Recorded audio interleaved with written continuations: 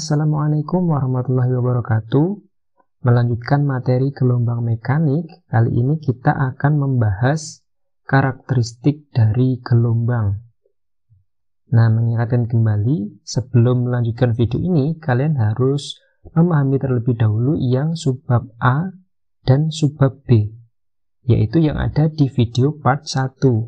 Nah, di video part 2 ini, kita akan mempelajari 6 karakteristik atau 6 gejala gelombang. Di situ ada dispersi, ada pemantulan atau refleksi, ada pembiasan atau refraksi, lenturan atau difraksi, interferensi, dan polarisasi. Oke, karakteristik yang pertama ada dispersi. Apa itu dispersi? Nah, dispersi itu perubahan bentuk gelombang yang terjadi ketika gelombang itu merambat melalui suatu medium. Nah, contohnya ada sebuah pulsa gelombang tali ketika kondisi awal, yaitu ketika waktu T-nya sama dengan 0, itu bentuk gelombangnya masih membentuk kurva sempurna. Sedangkan setelah waktu tertentu, setelah selang waktu tertentu, ketika waktu T, yang terjadi sebenarnya itu adalah bentuk pulsanya atau bentuk gelombangnya itu berubah, kira-kira seperti pada gambar ini ya. Ini yang ketika waktu T, waktu tertentu. Sebagai catatan, kalau gelombang bunyi, kalau gelombang bunyi yang merambat melalui suatu udara, itu tidak mengalami yang namanya dispersi. Kenapa kok bisa seperti itu? Hal ini dikarenakan kalau udara itu adalah medium non-dispersi. Kalau nggak gitu, ketika temanmu ngomong nih, kemudian gelombangnya terdispersi, maka yang kamu dengar akan beda lagi dengan gelombang aslinya. Nah, gitu ya. Loh Pak, berarti gambar gelombang pada tali itu harusnya gambar gelombangnya berubah sejalan dengan waktunya dong. Iya, tapi dalam bab ini gelombang yang dibahas itu dianggap melalui medium yang non-dispersi. Jadi, di sini ditekankan dianggap tidak terjadi dispersi. Lanjut, karakteristik yang kedua ada yang namanya pemantulan atau refleksi. Yang namanya pemantulan gelombang itu kan terjadi ketika gelombang itu membentur permukaan yang rigid atau keras. Dalam bab ini kita batasi pada pemantulan gelombang 2 dimensi, yaitu gelombang permukaan air. Nah, untuk pemantulan gelombang pada tali akan kita bahas pada bab selanjutnya. Untuk gelombang permukaan air ini akan mudah kita amati dengan menggunakan tangki riak kayak gini bentuknya ya.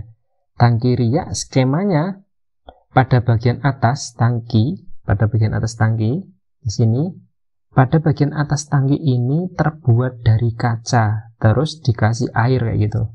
Sehingga ketika pembangkit gelombang di sini bergetar, kemudian hasil gelombangnya itu disinari dengan lampu dari atas. Maka pada bagian layar putih yang ada di bawahnya, di bawah tangki ini, akan muncul pola-pola gelombang. Pembangkit gelombang ini sendiri ada beberapa jenis bentuknya. Ada yang pembangkit keping, yang nantinya akan menghasilkan gelombang lurus, dan juga ada yang namanya pembangkit bola, yang akan menghasilkan gelombang lingkaran. Nah, kira-kira bentuk gelombangnya akan seperti ini. Kalau gelombang lurus, hasilnya lurus, kemudian kalau gelombangnya berbentuk lingkaran akan seperti ini. Kemudian kalau kita mau membuatnya dalam bentuk suatu pola, nah polanya kalau misalkan ini yang gelombang lurus ya, kalau gelombang lurus akan muncul garis-garis yang disebut sebagai muka gelombang. Ini adalah garis-garis gelap yang ada pada gambar ini. Jadi jarak antar garisnya itu adalah 1 lambda atau 1 panjang gelombang. Titik-titik pada antar garis ini memiliki fase yang sama. Kalau fasenya sama, yang di sini berarti jarak antar garisnya itu kan 1 lambda tadi ya. Sedangkan kalau yang sinar gelombang itu adalah arah dari perambatan gelombang. Misalkan sumber gelombangnya ada di sebelah kiri, dia merambat ke kanan. Nah, berarti sinar gelombangnya itu adalah ke arah kanan. Terus perlu kalian ketahui lagi kalau yang namanya sinar gelombang itu tegak lurus dengan muka gelombang. Nah, hal ini juga terjadi pada gelombang yang lingkaran ya. Bedanya kalau yang sinarnya, kalau muka gelombang kan tetap sama ya. Bedanya di sini kan berupa lingkaran, sehingga muka gelombangnya juga berbentuk lingkaran. Nah, sinar gelombangnya ini menyebar ke segala arah. Lantas apa yang terjadi ketika gelombang datang itu membentur suatu bidang penghalang? Nah, misalkan seperti ini. Di sini bidang penghalangnya berbentuk lurus, penghalang lurus. Maka peristiwanya kayak gini ya, peristiwanya kayak ilustrasi ini. Ini ketika gelombang datang sampai di bidang penghalang, dia akan dipantulkan. Dan kalau kita gambarkan polanya akan berbentuk seperti ini. Di mana sinar datang membentur bidang, kemudian dipantulkan. Nah, dipantulkan.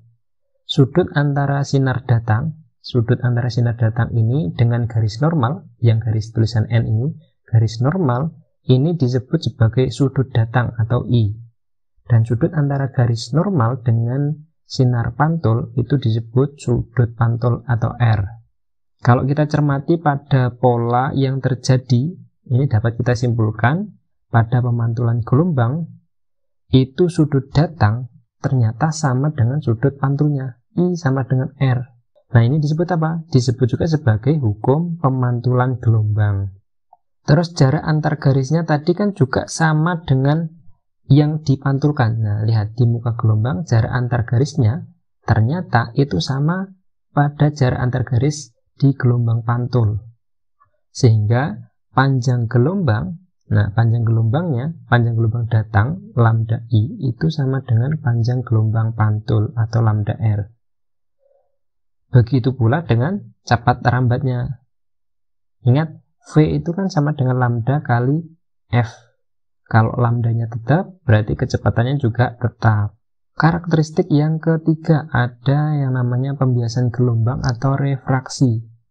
Pembiasan ini merupakan peristiwa pembelokan arah rambat gelombang ketika merambat dari satu medium ke medium lain yang berbeda. Kalau kita amati dengan tangkir ya hasilnya kayak gini. Nah, garis batas dua medium itu adalah garis diagonal ini nih, garis diagonal ini. Ini adalah batas mediumnya. Nah, dari gambar ini kita bisa melihat kalau muka gelombang yang berbentuk seperti ini, lurus-lurus ini, muka gelombangnya itu berbelok ketika membentur di sini, di medium yang berbeda. Lihat bentuknya seperti ini. Pada medium 2 ini, medium ini yang pertama medium 1, kemudian ini adalah medium 2. Nah, pada medium 2 ini dibuat lebih dangkal ya, kayak gini.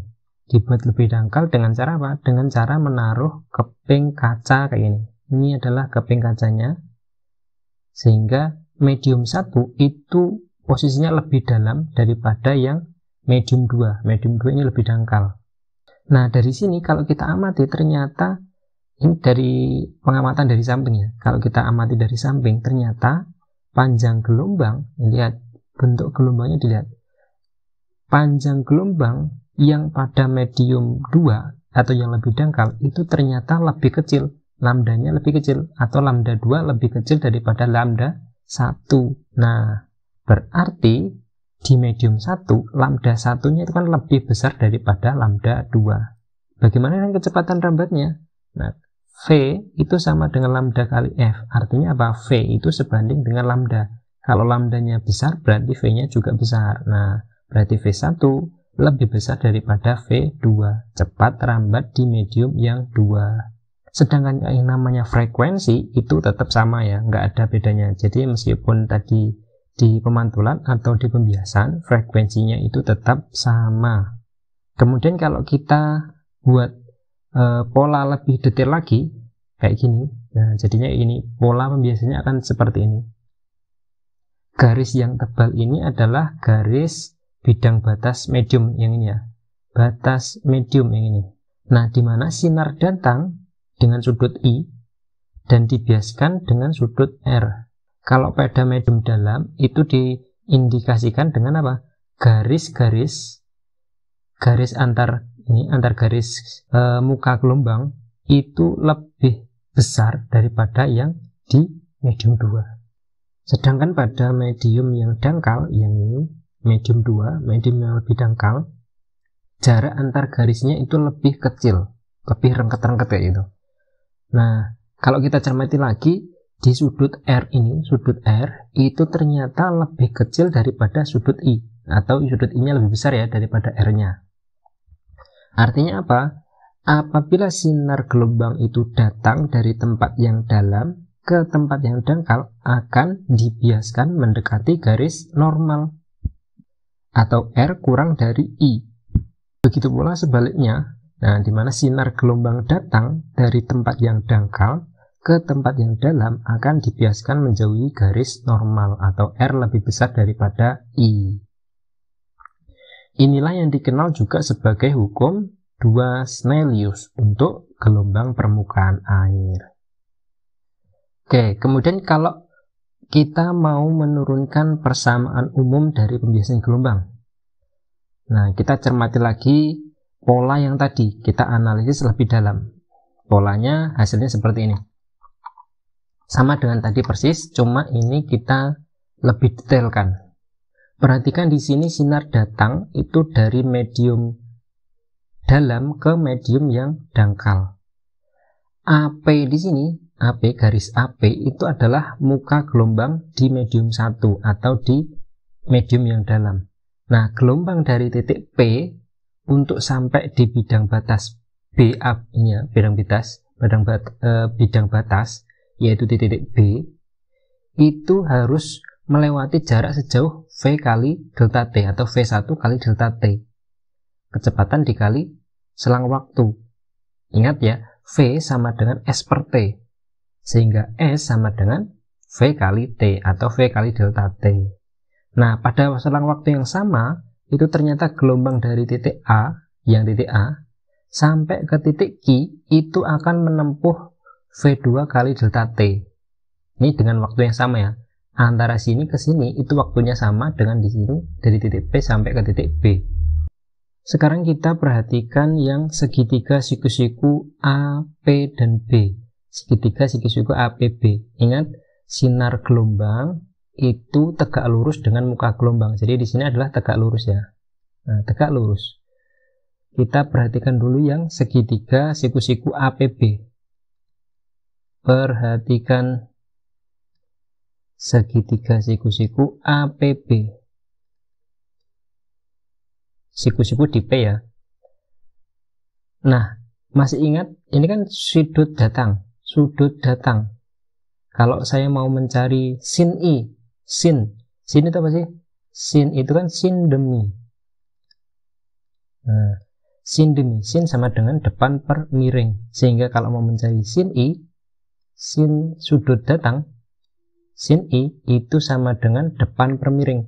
Depannya sudut I apa? Depannya I itu adalah V kali delta T atau BP. Nah, berarti depan itu adalah BP. Per miring, miringnya adalah ini siku-siku ya. Berarti yang miring adalah yang AB, garis AB. Sehingga sin I itu sama dengan BP-nya seberapa? BP-nya ini kan V kali delta T. Berarti V1 kali delta T dibagi dengan AB. Maka AB bisa kita dapatkan sama dengan V1 kali delta T dibagi dengan sin I. Nah, ini kita anggap sebagai persamaan 1. Kemudian sekarang kita perhatikan yang segitiga siku-siku A, Q, dan B. Kalau tadi A, P, B, sekarang kita perhatikan segitiga siku-siku A, Q, B. Oke, perhatikan segitiga siku-siku A, Q, B. Kalau tadi saya mencari sudut sin I, nah sekarang saya ingin mencari sudut R-nya atau sin R. Sin R itu sama dengan depan per miring. Depannya R apa? QA atau AQ. Berarti sin R sama dengan A kali AQ, garis AQ dibagi dengan garis depan per miring. Miringnya adalah AB. Sehingga sin R itu sama dengan garis AQ. AQ itu adalah V2 kali delta T. Nah, V2 kali delta T dibagi AB. Dari sini kita bisa dapatkan juga AB itu sama dengan V2 kali delta T dibagi dengan sin R. Nah, kita anggap sebagai persamaan 2. Dari persamaan 1 dan 2, kita jadikan 1 nih.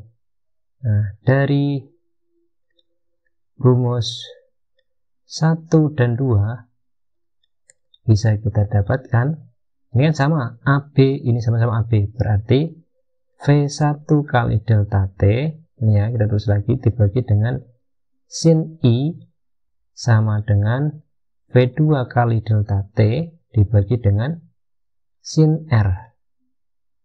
Nah, di ruas kiri ada delta T, ruas kanan ada delta T. Kita coret. Nah, kalau kita mau rubah lagi dari sini, berarti misalkan saya mau rubahnya seperti ini, sin I dibagi sin R. Ini kan sama aja dengan dikalikan silang. Sin I dikalikan V2, ya kan? Berarti sama dengan di sini. Otomatis kalau sin I gandingan V2, berarti di sini apa? V1 dibagi V2. Nah, kalau dikalikan silang tetap sama. Sin I kali V2, di sini sin I kali V2. Sin R kali V1, di sini sin R kali V1. Nah, di sini kita dapatkan untuk yang sin I per sin R sama dengan V1 per V2. Ingat, V itu sama dengan lambda dikali F. Berarti di sini sama dengan juga dengan lambda 1 dikalikan F dibagi lambda 2 dikalikan F. Sama-sama ada F, berarti bisa coret. Nah, berarti sin I per sin R itu juga sama dengan lambda 1 dibagi lambda 2. Nah, di sini kita sudah dapat dua persamaan untuk pembiasan gelombang. Nah, kalau mau kita simpulkan berarti sin I per sin R itu sama dengan V1 per V2 sama dengan lambda 1 per lambda 2. Itu dari hasil ini, dari hasil percobaan, ternyata juga sama dengan indeks medium 2 relatif terhadap medium 1 atau N21, atau bisa kita tulis juga sebagai N2 per N1. Nah, ini adalah persamaan untuk pembiasan gelombang. Oke, di sini ada contoh soal. Perhatikan gambar di bawah. Gelombang datang dari medium 1 menuju ke medium 2. Medium 1 di sini, medium 2 ini. Dengan AB adalah bidang batas. Jika frekuensi gelombang dalam medium 1 itu adalah 40 Hz, nah berarti kita tulis dulu frekuensinya itu sama dengan 40 Hz. Tentukan panjang gelombang dalam medium 1 dan 2, serta cepat rambat gelombang dalam medium 1 dan 2. Berarti ditanya apa? Ditanya lambda dan cepat rambatnya untuk yang medium 1 dan medium 2. Kita cari dulu yang A, yaitu lambdanya dulu. Ingat, jarak satu garis itu adalah 1 lambda, sehingga kalau 2 garis seperti ini berarti 2 lambda. Nah, 2 lambda di medium 1 itu panjangnya adalah 25 cm. 25 cm.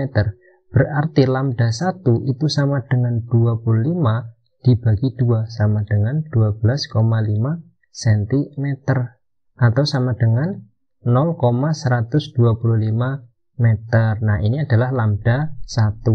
Sedangkan yang lambda 2, sekarang kita lambda 2. Ini adalah 1 lambda. Ini adalah 1 lambda. Berarti panjangnya ini 1 lambda ya tadi ya. 1 lambda tambah 1 lambda, 2 lambda. Berarti di sini juga 2 lambda.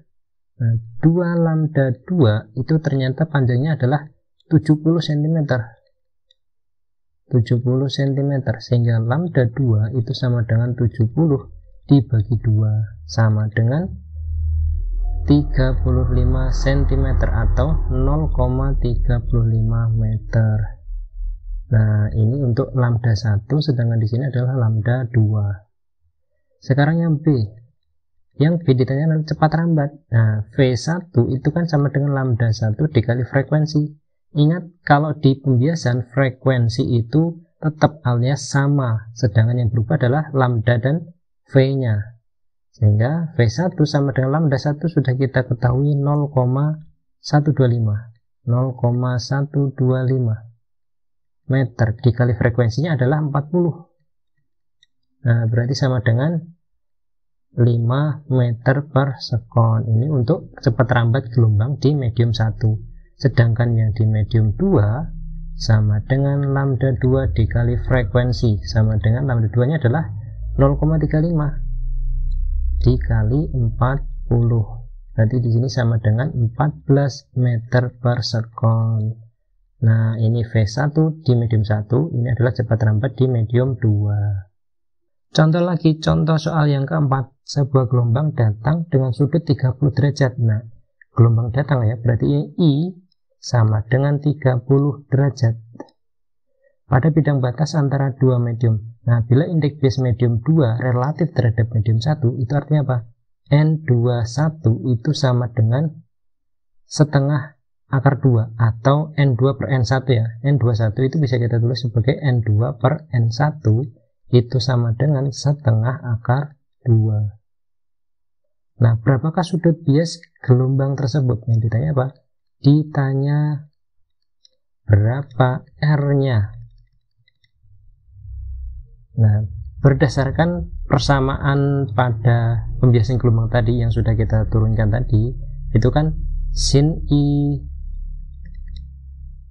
per sin R, sini per sin R sama dengan N2 per N1, ya kan? Berarti sin 30 derajat dibagi dengan sin R itu sama dengan N21 berapa? N2 per N1 itu adalah setengah akar 2.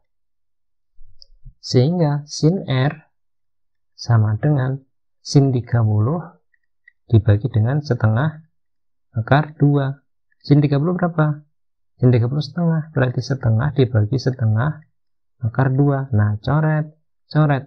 Berarti sama dengan 1 per akar 2. Kalau kita bulatkan atau kita sederhanakan, berarti kali akar sekawan, akar 2 per akar 2. Sama dengan ini berarti setengah akar 2. Nah, ini adalah sin R. Kita mau mencari R, berarti R sin berapa yang hasilnya setengah akar 2? Sin 45 derajat. Nah, berarti R-nya adalah 45 derajat. Karakteristik selanjutnya ada lenturan atau difraksi.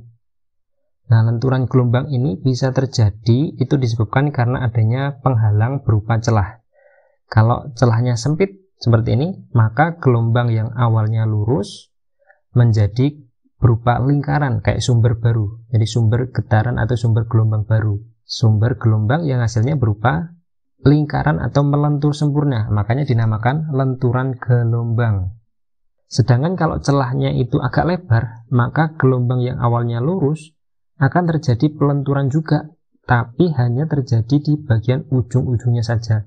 Nah, yang bagian tengah yang masih berupa gelombang lurus ini, nah gelombang lurusnya di yang tengah tetap gelombang lurus, sedangkan yang pelenturan, terjadi pelenturan itu adalah di ujung-ujung gelombang ini, di bagian sini dan di bagian sini. Kemudian yang kelima, karakteristik yang kelima ada perpaduan gelombang atau interferensi. Interferensi ini terjadi ketika ada dua gelombang atau lebih yang saling mendekati kemudian bertumpukan.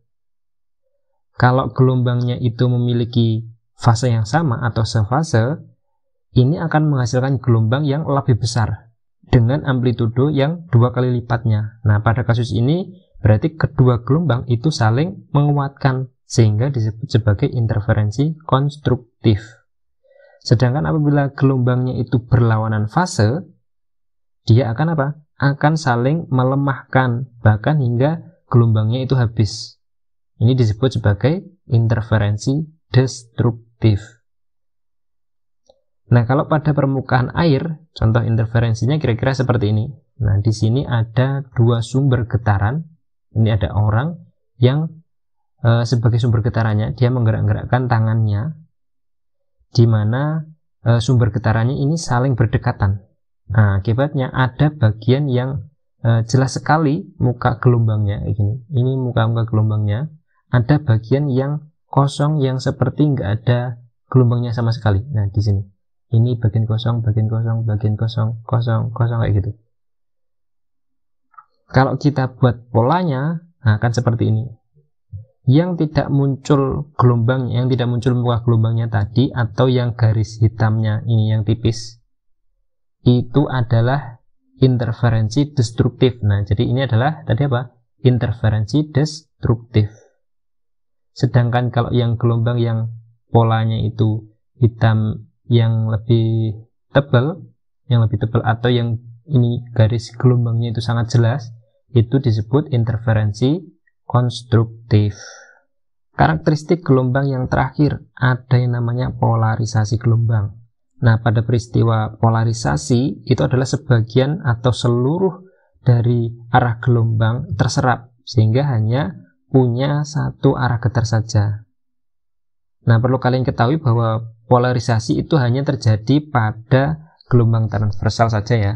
Kalau yang gelombang longitudinal itu tidak terjadi yang namanya polarisasi.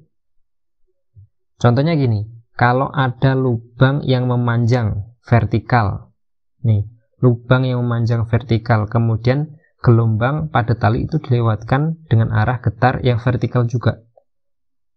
Jadi arah getar dari gelombang tali ini vertikal, celahnya juga memanjang vertikal, maka gelombang tali tadi akan tetap dapat melewati celahnya ini.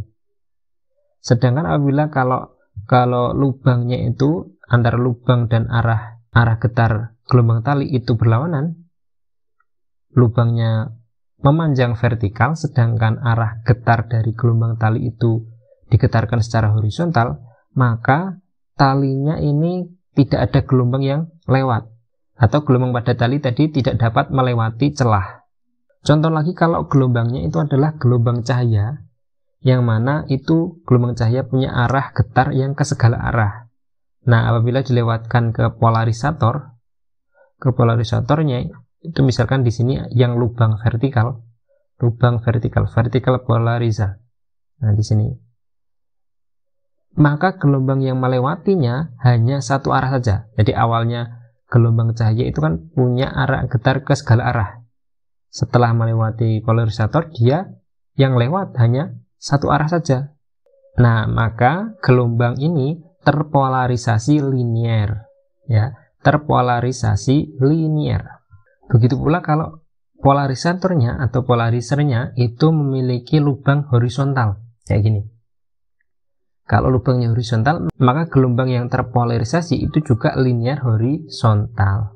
Berarti dapat kita simpulkan itu hanya komponen dari gelombang dengan arah getar sejajar arah memanjang dari celah yang mampu melewati celahnya itu. Oke, seperti biasa di ujung video kalian bisa mengerjakan soal latihan ini. Silakan di pause videonya dan dikerjakan di buku masing-masing. Jika ada pertanyaan bisa kalian tanyakan melalui komentar di bawah atau melalui WA. Nah, untuk materi gelombang mekanik kita akhiri di sini. Semoga video ini membantu kalian dalam memahami materi. Akhir kata, terima kasih dan wassalamualaikum warahmatullahi wabarakatuh.